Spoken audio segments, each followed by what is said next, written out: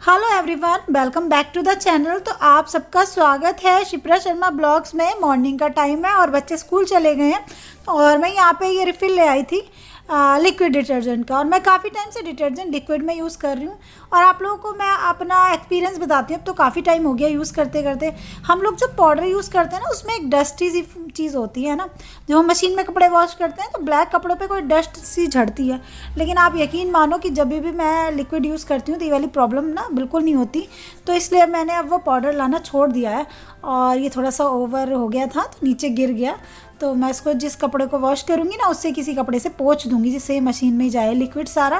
और मेरे को ना ऐसे गलतफहमी थी कि लिक्विड डिटर्जेंट बहुत महंगा पड़ता है और पाउडर वाला जो सस्ता पड़ता है, लेकिन ऐसा नहीं है।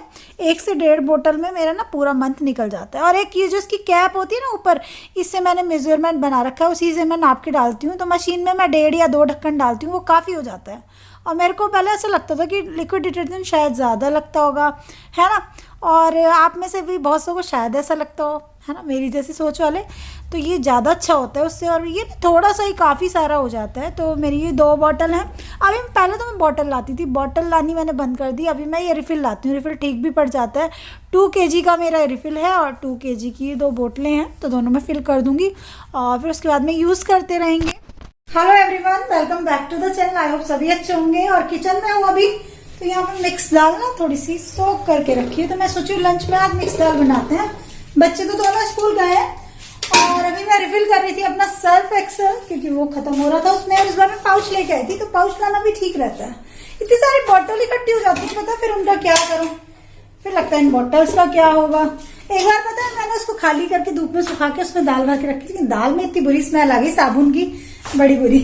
तो यूजलेस होती है बॉटल, किसी यूज नहीं होती। बहुत से लोग दिखाते हैं कि प्लांट लगा लेते हैं, लेकिन इतना झंझट कौन करे, है ना।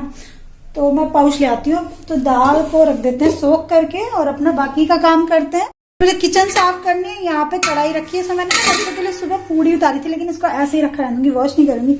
इसमें दाल फ्राई करने के काम में आ जाएगा। और मॉर्निंग में बनाई थी आलू टमाटर की सब्जी और पूड़ी, जो लंच में बच्चों को स्कूल के लिए पैक करके दी थी। और 2 पूड़ियाँ बची रखी है, किसी सब्जी बची है, तो किसी बच्चे को खानी होगी तो खा लेगा। और मैं रिलायंस से लाई थी ये कुछ राइस, 2 kg लाई थी। मैंने कहा ट्राई करके देखती हूँ कैसे निकलते हैं ये वाले राइस। तो इसको ऐसे ही रख देती हूँ पॉलीथीन में करके। और लिज्जत पापड़ भी इसी में रख दिए, क्योंकि कभी कभी पापड़ खाने का अच्छा लगता है ना। और फिर मुझे याद आया रिफ़िल वाला डे चल रहा है आज तो मेरा, कि जो हैंड वॉश है ना लिक्विड, वो भी सारे ख़त्म से ही हो रहे हैं, मतलब बॉटल्स खाली सी हैं, तो उनको भी फिल कर लेती हूँ अभी। और ये छोटे छोटे जो काम होते हैं ना, सबको ऐसा लगता है यार ये भर लेंगे, बाद में भर लेंगे, और यही काम ना अधूरे पड़े रहते हैं। कभी कभी हैंड वॉश की बोतल खाली पड़ी रहती है और हम उसके पंप को मारते रहते हैं, लेकिन उसमें से कुछ निकलता नहीं। फिर गुस्सा होते हैं सुबह सुबह। तो मैं हस्बैंड को कही थी आप भर दो, कह रहे ये कोई काम है 2 मिनट में भर जाएगी। और ऐसे ही कहते कहते कल से टल रही है, तो मैंने कहा पहले इसको भी फिल कर देती हूँ, है ना। और बच्चे स्कूल गए होते छोटे मोटे काम, आज मैं सोची हूँ ये जो छोटे मोटे काम पड़े पड़े हैं इधर उधर, इन सबको निपटा लेती हूँ। तो हैंड वॉश की बोतल भी फिल कर दी मैंने।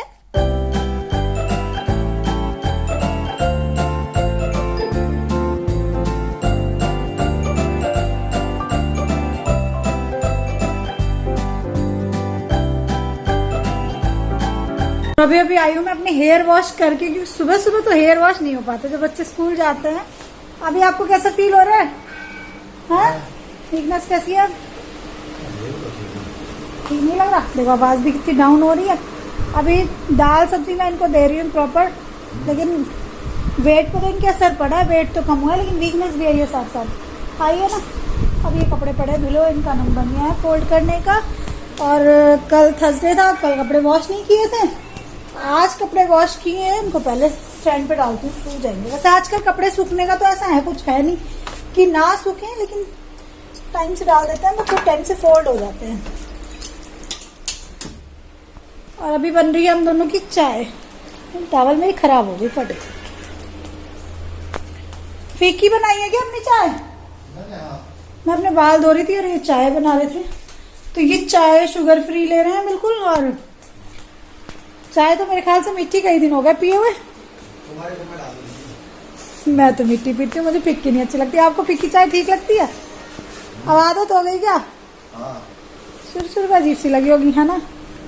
तो यार फिर भी ज़िंदगी से टेस्ट निकल जाए तो कैसी हो जाएगी ज़िंदगी, है ना। और मजबूरी में निकालने पड़ते हैं, क्या करें। तो काफ़ी दिन से ना हस्बैंड फीकी चाय लेना है, चीनी उन्होंने बिल्कुल छोड़ दी है, शुगर बिल्कुल छोड़ दी है। तो शुगर छोड़ने से भी ना बहुत असर पड़ता है। और मैंने पता किया, काफ़ी सर्च किया कि रोटी छोड़ने के लिए डॉक्टर क्यों बोलते हैं। तो पता है, मैं आपको एक फैक्ट बताती हूँ कि हमारी बॉडी में जब ये कार्बोहाइड्रेट जाता है ना, जैसे कि ये रोटी आटा वगैरह जाता है, तो वो जाके अंदर शुगर में कन्वर्ट हो जाता है। तो मतलब इसीलिए फ़ैट भी इंक्रीज़ होता है। तो ये चिंता की बात है। लेकिन कुछ अल्टरनेटिव्स मैंने पूछा उनसे, तो कह रहे इसके बदले आप सब्जियां वगैरह दो, दाल वगैरह दो। तो मैं सोची उनके डाइटिशियन से भी एक बार मिल के देखती हूँ कि मतलब वो क्या कहते हैं, कि वीकनेस तो ठीक नहीं है ना बॉडी में। अभी इनकी लाइफ ऐसी तो है नहीं कि ना काम करें और काम चल जाए, तो ऐसा तो नहीं हो सकता। और काफ़ी काम करना पड़ता है हस्बैंड जी को। प्राइवेट जॉब में कितना बर्डन होता है ये सभी को पता है दोस्तों, है ना। तो कभी कभी बहुत ज़्यादा प्रेशर और बहुत ज़्यादा भागदौड़ भी हो जाती है। और गर्मियों के दिनों में ना ज़्यादा हो जाता है। जैसे बहुत ज़्यादा सर्दी हो ना, जब वीकनेस ज़्यादा हो जाती है, और ज़्यादा गर्मी हो तब ज़्यादा प्रॉब्लम बढ़ती है। तो बस मेरे को काफ़ी चिंता हो रही है। और बहुत सारे काम ना मेरे को जब मैं इनके लिए करती हूँ तो बहुत दुख होता है, मेरा दिल बहुत दुखता है। पता है क्यों? क्योंकि इनको हर चीज़ का बहुत ज़्यादा शौक़ रहा है हर टाइम। मतलब इनको खाने पीने का भी बहुत शौक़ रहा है, पहनने ओढ़ने का, काम करने का। मतलब दिल खोल के जैसे कोई काम करता है ना इंसान, उस टाइप के इंसान रहे हैं ये हमेशा से। और इनके साथ में, क्योंकि मैं जब भी लंच या डिनर में कुछ बनाती थी ना, तो मेरे यहाँ पे ऐसा नहीं था कि एक ही सब्ज़ी बन रही है। ये कहते थे ये भी बना लो, ये भी बना लो।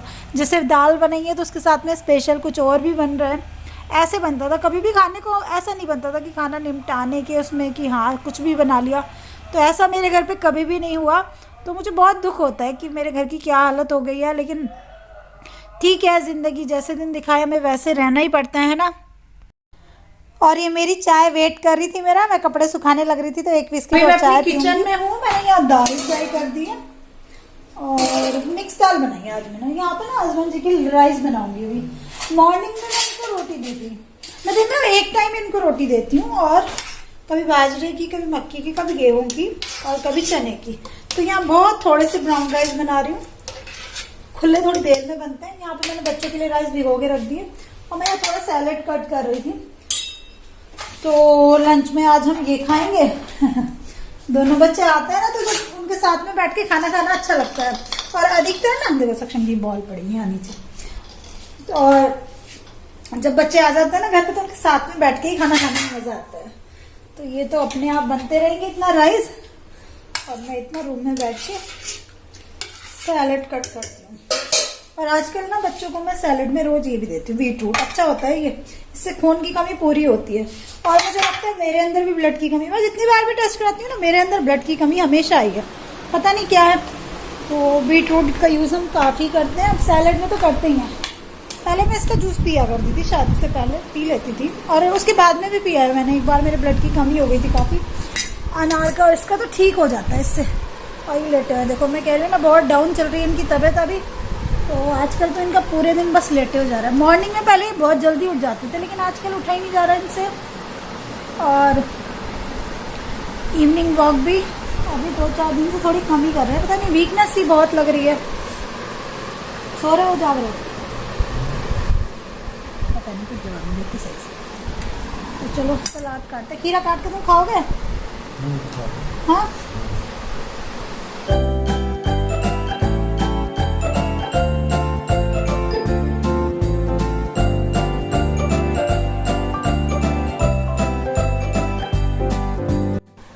बच्चे पता है बीटरूट को खा के क्या करते हैं, आज तो खाकर इसको यहाँ टपका लेते हैं और ऐसा लगता है कि खून निकल गया हो। और एक्टिंग करते हैं मम्मा चोट लग गई। और ये वाली हरकत मेरे से सीखी है, मैं छोटी थी तो ऐसी करती थी। और मैं अपनी दीदी के साथ किया करती थी है, और वो दीदी के साथ, कुछ नहीं मम्मा के साथ। तो जब भी मैं बीटरूट काटती हूँ मुझे याद आता है, ऐसे खाओ।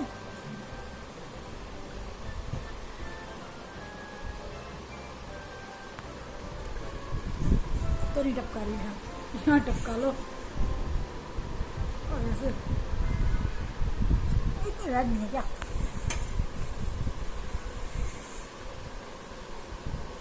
तोरी रखी हुई है कुछ, तो मैं शाम के लिए तोरी भी कट करके रख देती हूँ। हस्बैंड जी को ना एक बाउल में तोरी दे दूँगी शाम को खाने के लिए। शाम के लिए तोरी भी कट करके रख दी। इधर मेरी सलाद कट हो गई है। है अभी सब्जी कट करके रखने का फायदा ये है कि शाम की चिंता खत्म हो जाती है, क्योंकि आप लोगों को पता है शाम को मैं वॉक पे जाती हूँ, थोड़ा सा टाइम अच्छा लगता है बाहर निकलना, पूरे दिन तो घर में पड़े पड़े अच्छा नहीं लगता। तो मैं हमेशा खाने की तैयारी पहले ही करके जाती हूँ, क्योंकि मेरे को फ्रेश बनाना होता है हस्बैंड के लिए, और मैं ना तो वॉक छोड़ना चाहती हूँ और ना मैं छोड़ना चाहती हूँ उनको फ्रेश खाना देना, तो उसको फ्रिज में रख देती हूँ। और शाम को बस ये रोटी तो खाएंगे नहीं, यही खाएंगे। तो दिन में एक टाइम हो गया ब्राउन राइस इनका, एक टाइम हो गई रोटी गेहूं की आज, और एक टाइम हो जाएगी तोरी की सब्जी। ठीक रहेगा ना?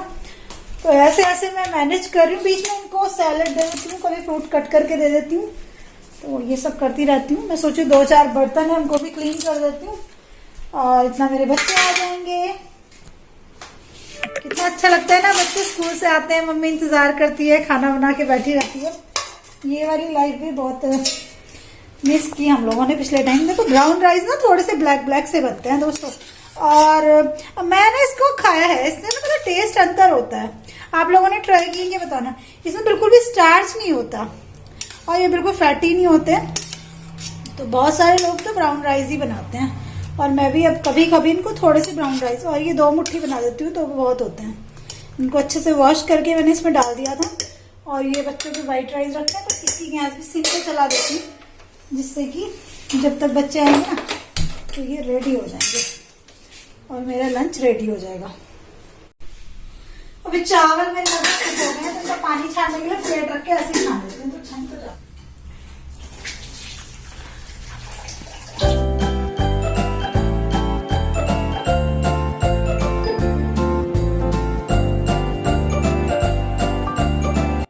गुड इवनिंग दोस्तों, अभी मैं वॉक करके आई हूँ, और आजकल इतनी गर्मी हो रही है कि बाहर से आने के बाद ना ऐसा लगता है चिपक चिपक हो गई पूरी स्किन।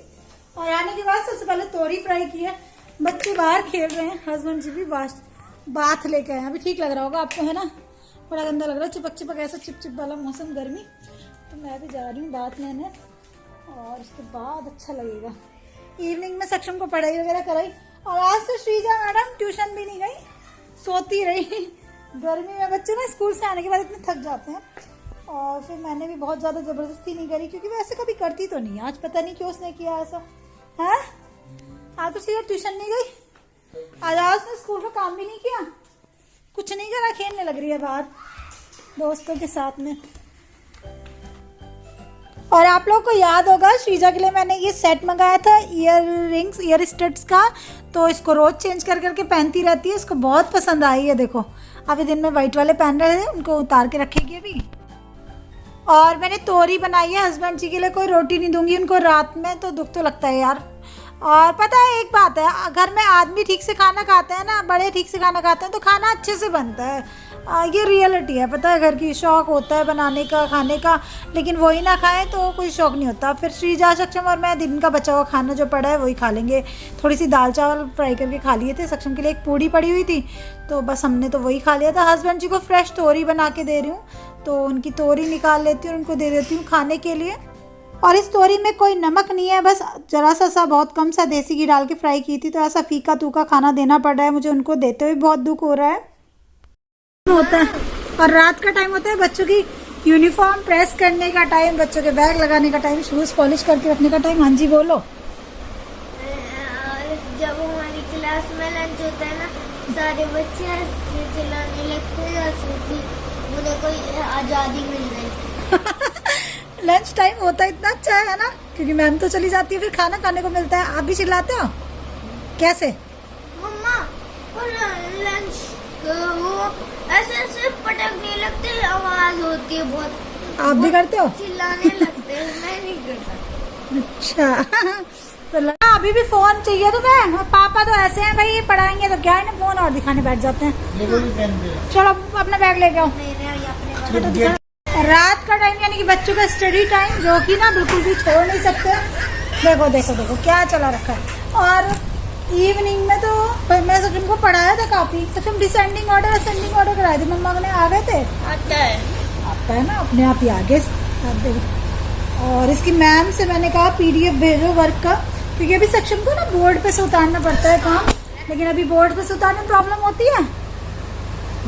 हीरो बनता है, सारी कॉपियों का काम अधूरा है, नहीं होती कोई प्रॉब्लम। क्यूट था।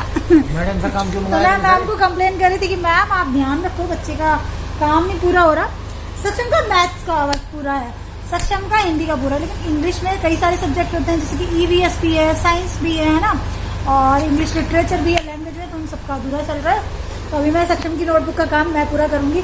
और यही श्रीजा मैडम जी की बारी में होता था, मैं इसका काम पूरा करती थी। और ये रामायण कर रही है, नया सब्जेक्ट लगा है रामायण इस बार, है ना।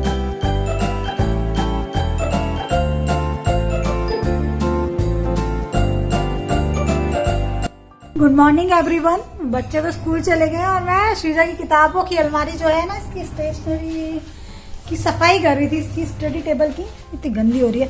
और देखो मुझे क्या मिला ये तो पापा बहुत बीमार थे श्रीजा के, जब उसने कार्ड बनाया था, हॉस्पिटल में थे तभी, ये बहुत दिनों तक एडमिट रहे थे। गौरी भगवान जी पापा को ठीक कर दो।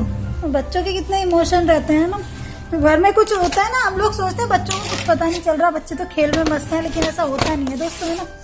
बच्चों के दिमाग में उस टाइम पे क्या चल रहा होता है ये तो बच्चों को ही पता है। मुझे याद है कि मतलब श्रीजा के पापा अगर गाड़ी से कुछ सामान लेने भी उतर जाते हैं ना अभी भी, और आने में उनको 10 से 15 मिनट लग जाती है, तो ये दोनों इतने डर जाते हैं, रोने लग जाते हैं। और ये वाली बात ना दूसरे लोग नहीं समझते, दूसरे लोग जो भी आते हैं या जो भी रिलेटिव्स वगैरह, वो सोचते हैं बच्चों को इन्होंने ज्यादा नाजुक बना रखा है, लेकिन ऐसा नहीं है। बच्चों की मेंटल कंडीशन क्या होती है मतलब बच्चों को ही पता होती है।